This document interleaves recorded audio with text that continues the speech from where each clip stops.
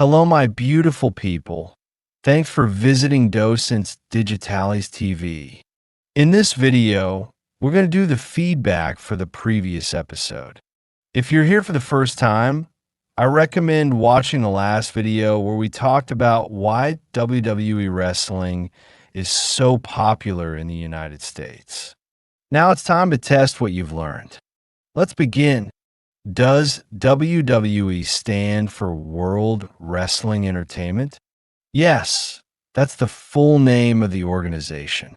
Are WWE matches completely improvised with no planning? No, they are choreographed and scripted, though the athleticism is real. Is WWE only popular because of the actual wrestling moves? No.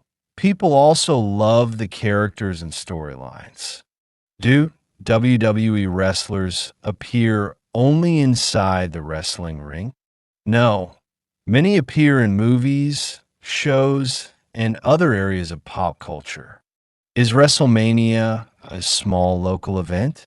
No. It's the biggest and most popular WWE event of the year. Do fans stop watching WWE because they know it's scripted? No. Fans enjoy it for the entertainment and storytelling. Is The Rock a famous WWE wrestler who also became a movie star?